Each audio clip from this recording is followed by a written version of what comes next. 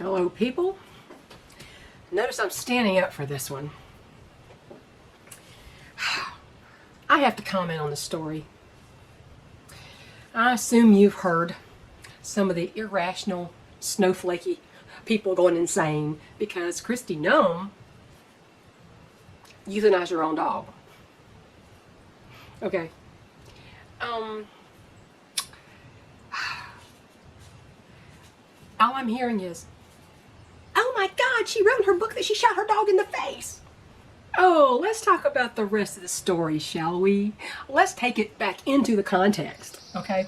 I checked out what the story actually was because, you know, when people go crazy and they get their all riled up, they don't tell the truth about a story. That's one thing. The second thing is, people have no idea the difference between a ranch dog, a hunting dog, you know, the ranch, a working dog on a ranch, and a pet dog in your backyard, your little frou-frou, she poo-poo dog on your couch with a cute little ruffly face and all that kind of stuff. You know, there's a difference. I have at least 3 videos on my channel here about roaming domestic dogs being the worst chicken predator. This dog was a wire-haired pointer, I assume, or short-haired pointer or wire-haired. I can't remember what that said, but it was a pointer. It was a hunting dog, a bird dog. And apparently, this dog, they were coming back from a pheasant hunt, and this dog went into somebody's yard and went running and killed some family's chickens. I guess they were going along and past the property, and the dog went and started killing chickens. She said when the dog was in a frenzy. This is what happens with dogs when they get to killing, and they go into a frenzy. When they pack up with other dogs and when they're not on their own property, they can go into a frenzy and a killing spree. I've heard hundreds and hundreds and hundreds of stories about people who have come home and their entire chicken flock is decimated because some dog got into the pen with their chickens, tore it apart, and slaughtered every one of them.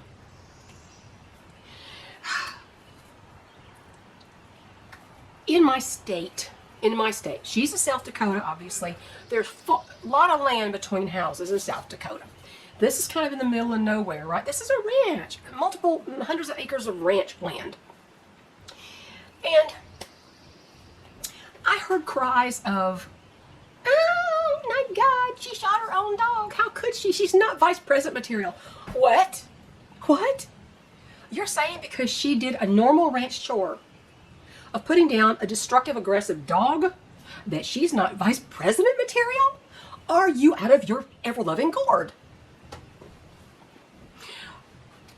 The lies that are floating around, about this whole story. She said when she went to grab the dog's name was Cricket. She went to grab this dog by the collar to stop it on its killing spree for this family's chickens, and the dog whirled around to bite her.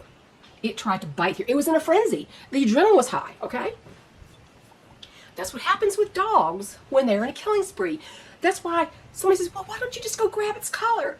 You're an idiot if you try to do that. Even the most sweet dog in a family's backyard can turn on you if it is in a killing frenzy, okay? Happens all the time. They don't even know who you are when they go that crazy. And I say never, never, never go grab a dog's collar. I don't care whose pet it is. When that dog is on my property, that animal is a predator. That is not a pet. That is a predator. It's definitely not my pet. It is a predator. And I will also defend my chickens with lethal force if need be. She said that dog was very aggressive. And people are going, oh, rehome it. She could have rehomed it. She could have gave it to a rescue. No, not a vicious dog. Not a dog like that. You can't do that. It's not safe to do that. She said, I didn't want to make that dog someone else's problem. Kudos to her. Why didn't she just have a vet put it down? Do you know how much land there is in South Dakota, how much area there's between properties? And do you know that sometimes the vets are only large animal vets? They don't do dogs and cats? And how long would she have to drive to go take the dog to be euthanized and pay all this money? No, she went the direct route. She shot the dog. She probably, and I'm sure, she didn't say this, I don't guess, but I am positive that she took that dog and she put a gun to its head and she shot that dog. She euthanized. Now see, there's a little problem there. Not with her, but with the people who are freaking out.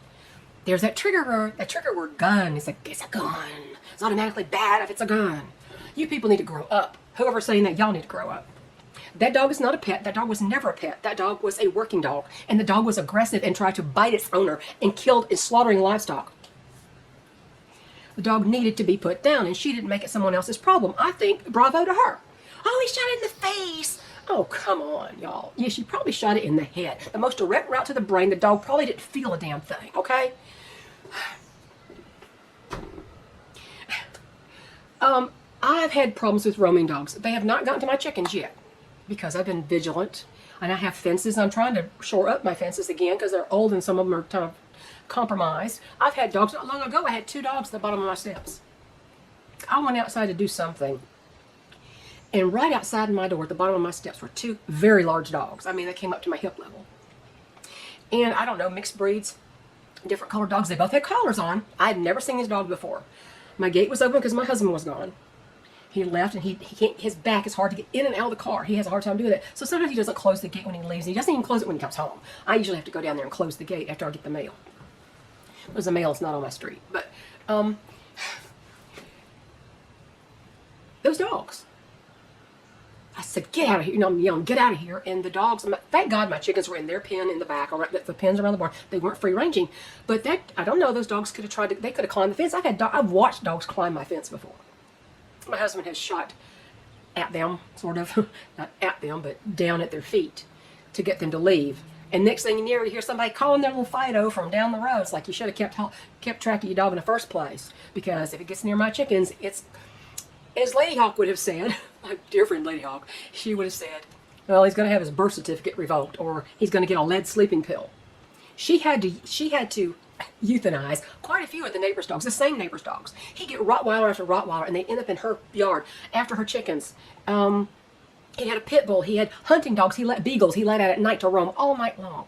That killed a stray rooster that she was trying to keep on her porch and keep, you know, kind of catching. And, you know, these dogs that come down, a Rottweiler facing you off and growling at you, that dog's going to get a lead sleeping pill, okay? She shot more than one of that guy's dogs. He never learned his lesson. They had a barn, and it was one of those, had the things on the sides, and it was passed through the pasture, and her husband's blacksmithing shop was in the barn. And he was in there doing blacksmithing stuff or whatever, and the dog comes in the end of the barn, and it stands there with his head lowered growling at him. He took it out immediately. And the next time it happened, the dog got into her chicken coop while she was on one side of the property talking to some sheriff's deputy about something. The other side was her coop, and a Rottweiler ended up going into her coop. Her birds were out there outside the pen, out in the pen, or well, they didn't have a pen exactly, but they were outside and around their coop, and the dog went into the coop and started slaughtering birds. There were 7 roosters and a bunch of hens fighting that dog all at the same time, literally. And she didn't know what was happening because they had you couldn't hear the sound across her big house. And they're sitting there talking to the deputy, and next thing you know, the Rottweiler runs past one of Swade's sons, Atlas. That's how I named my barred rock after Atlas. He was only 15 months old. He didn't even have spurs yet. Him and his brother didn't have spurs. She'd come down here and gotten them from me and took them home. He went past them with Atlas in his mouth. And he goes, is that your dog? She said, no, drop it. And he dropped that dog immediately. Atlas was dead. His brother was dead. They had, she went in there, and there was a silky rooster who was dead. One of Swade's daughters, Delilah, she'd taken home, and she was in there, and she's trying to find Delilah. She couldn't find Dee Dee, and she's looking all over, and she heard this thump, thump, thump, and there was a basket or a tub or something at the end of with a hinge top at the end of inside the pen, inside the coop. I'll talk one day properly, I don't know. And she heard this thumping. She opened up the lid, and there was Dee Dee with dog fur in her mouth. They were all fighting together, and she lost quite a few birds that day. And had some injured.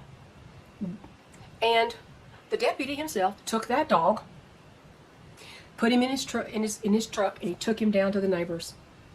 And the neighbor's screaming, this is all her fault. She did. And the deputy said, the only way this is her fault is she had chickens and your dog came after them. He said, I better not hear of any retaliation. I just better not.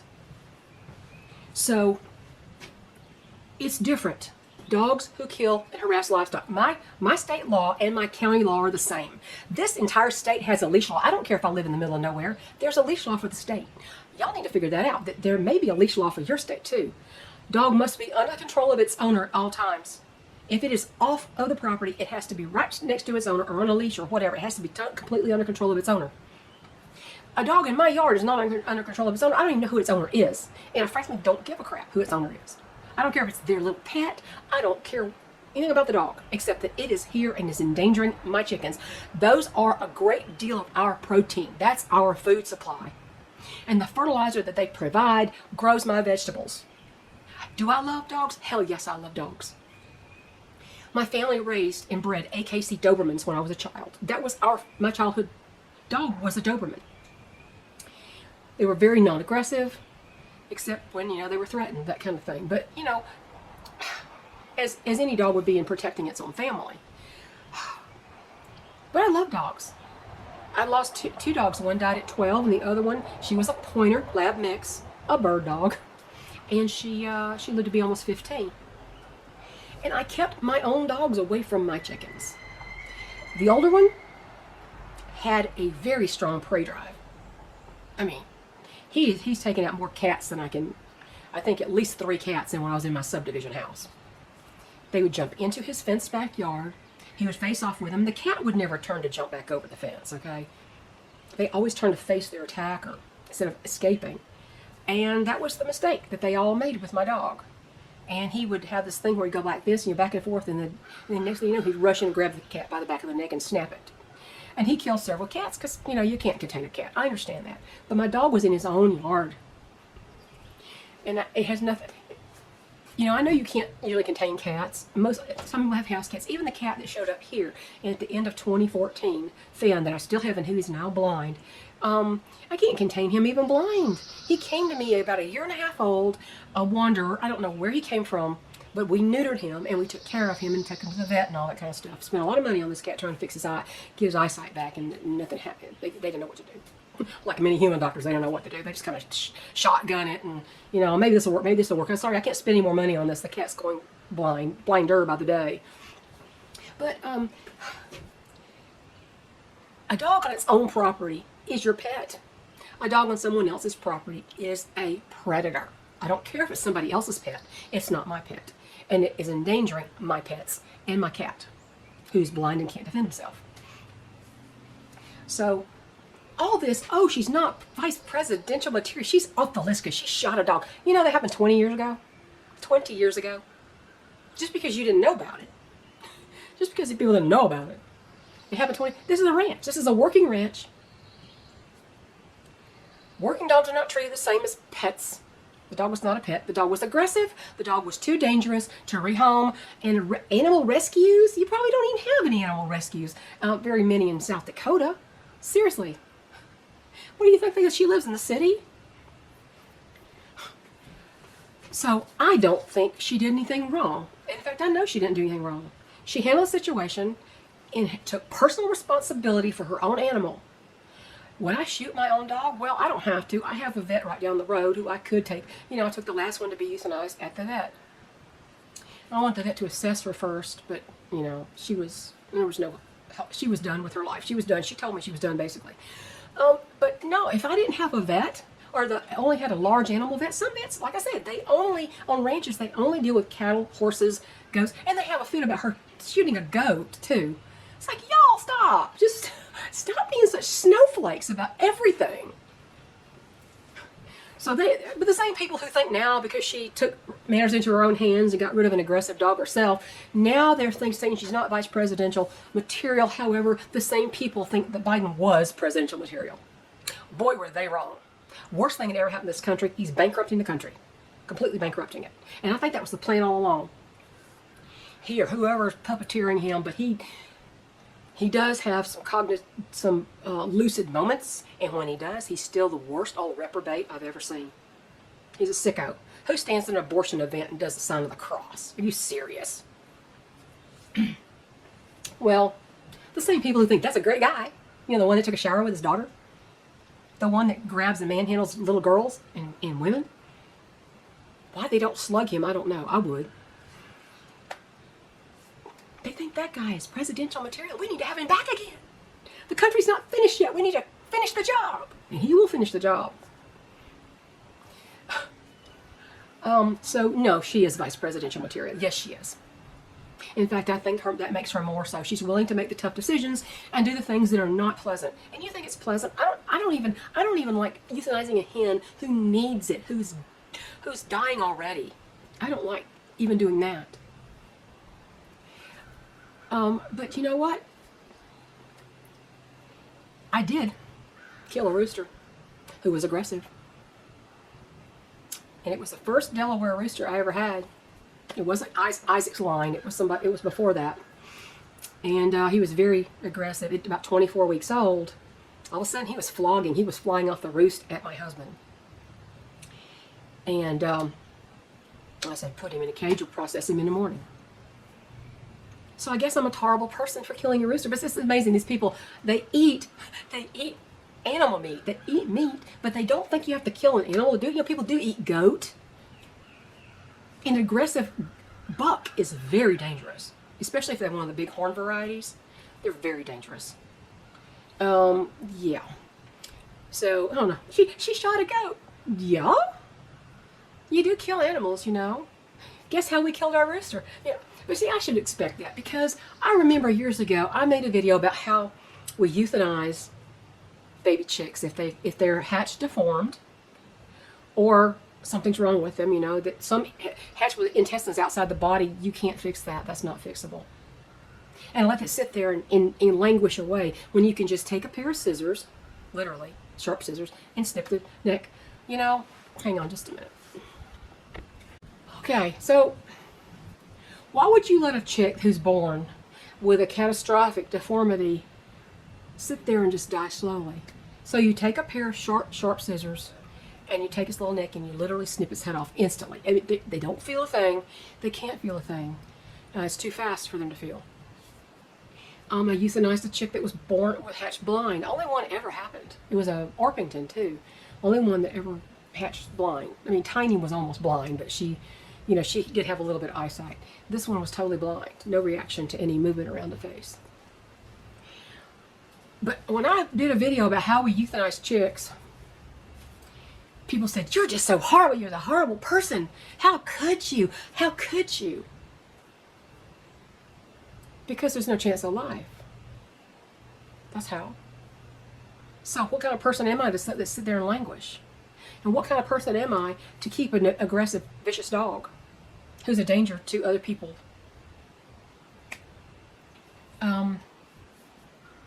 And I'm thinking, they think I'm cruel for euthanizing a deformed or defective chick with a defect you can't overcome.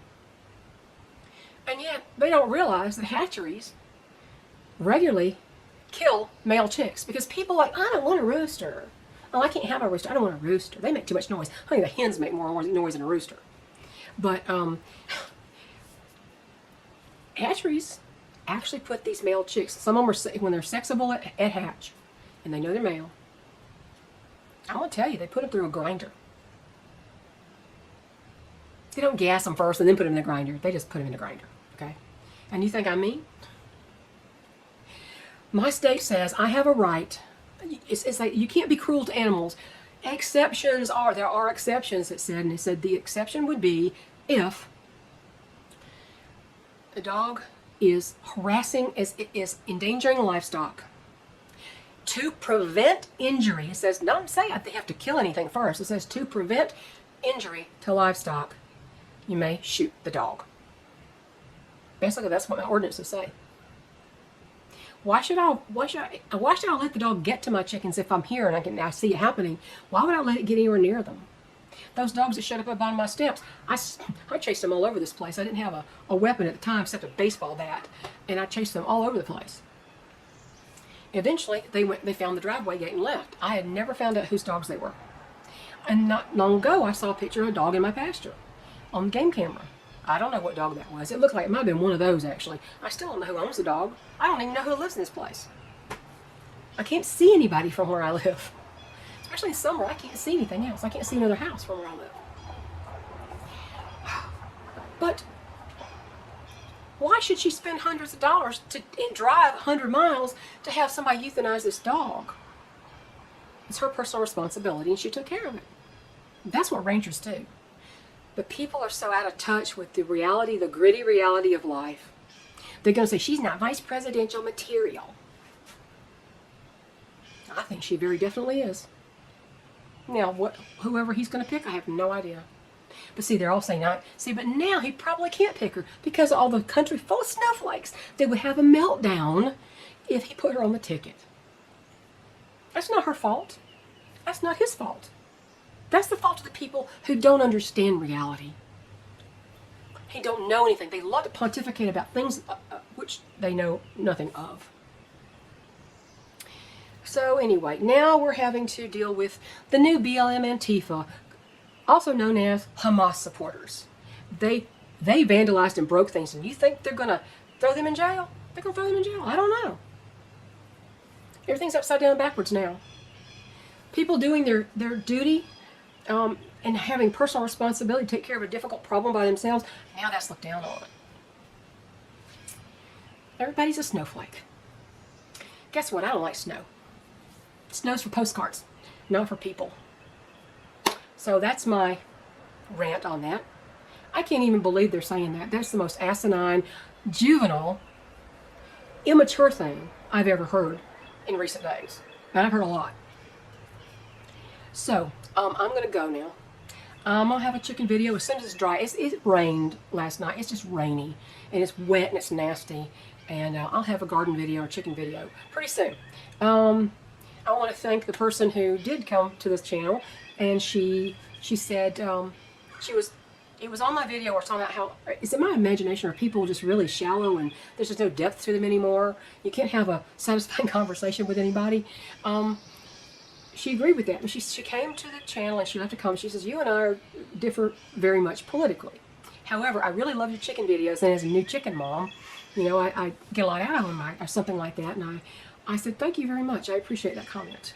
That's the very epitome of take what you need and leave what you don't from the channel. Just like the Fear the Walking Dead, when they put a box of supplies at the end of these crossroads, and anybody came along said take what you need and leave what you don't. If you don't want something, leave it in the box. If you want something that's in the box, take it. That's what this channel is. Take what you need and leave what you don't. And she understood that very well. And I appreciate people like that. I don't understand her politics. If she differs from me a lot, there's probably a lot of stuff we would very much disagree on. But she was a civil adult. And that's very much a good thing. Thank you, everybody. Have a great day.